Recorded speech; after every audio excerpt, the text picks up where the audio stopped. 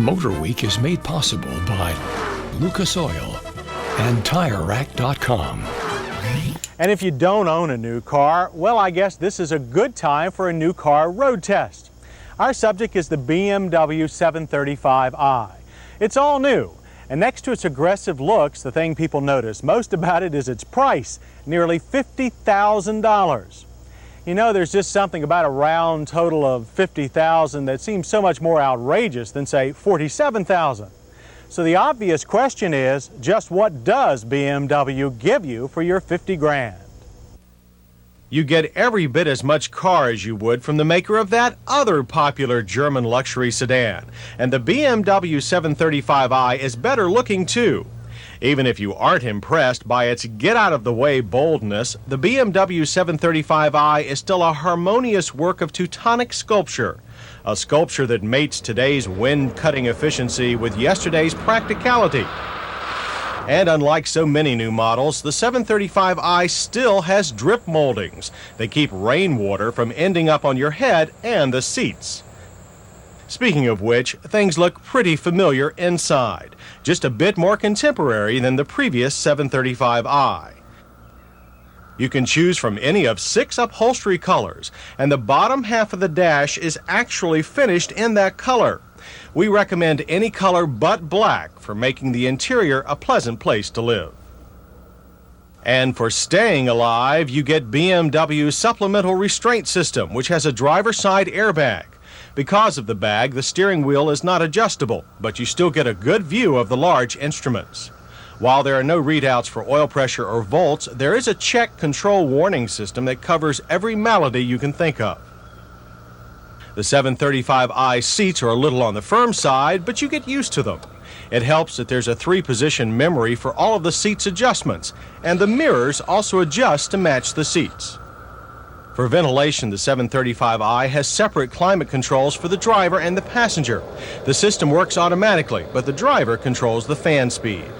Everything in the 735i is less than half an arm's reach away, the radio especially, and it's easier to use than the ones in some other German cars.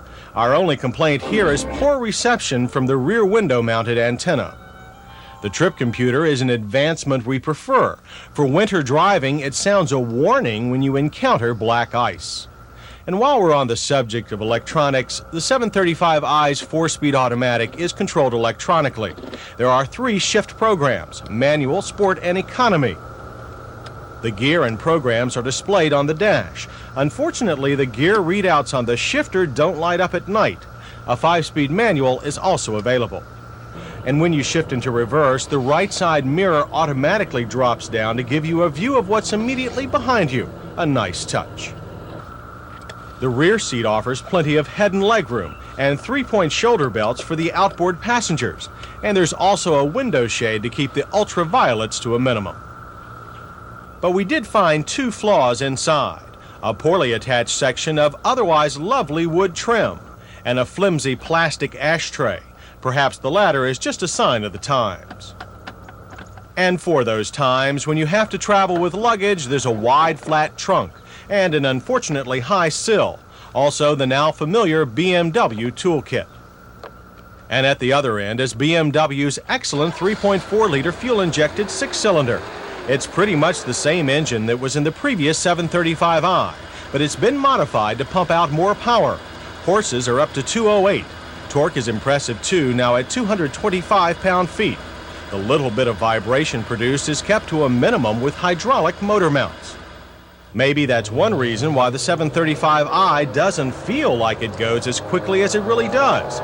0 to 60 took a scant 9.5 seconds, but felt longer. Power builds slowly and comes up most at higher engine speed.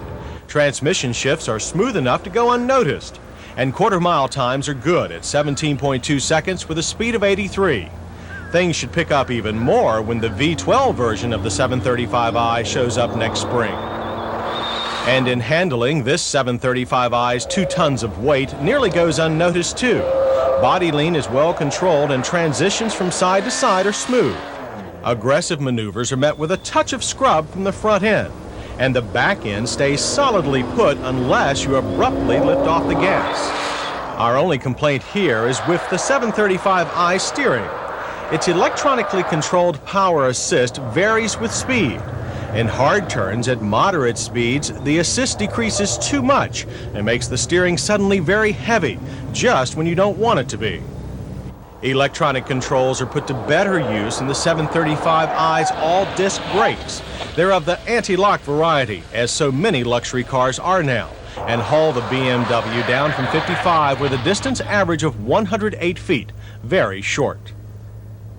And on the highway, the 735i delivers a compliant if firm ride. Interior sound is a very quiet 64 decibels, and fuel economy for our car was also a pleasant surprise. Despite EPA ratings of 14 city and 19 highway, we managed a much better 22. So even though the 735i may not deserve its $1,050 gas guzzler tax, it does deserve high marks for exterior fit and finish and a solid airtight feel. That tops our list of hits, followed by performance, luxury, passenger room, and high-tech convenience features. As for misses, we don't like the 735i's variable power steering, limited radio reception, or the quality of some of its interior fittings.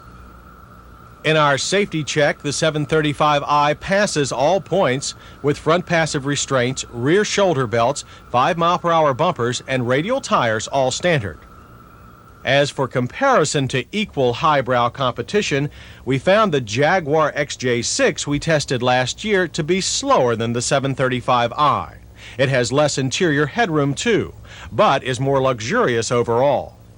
The Mercedes 560 SEL, on the other hand, costs more than the 735i, is less nimble in traffic, but is considered more prestigious. But getting back to tangibles, the $50,000 BMW 735i is nearer perfection than ever before. And even with a few flaws, we predict it could sell for thousands more.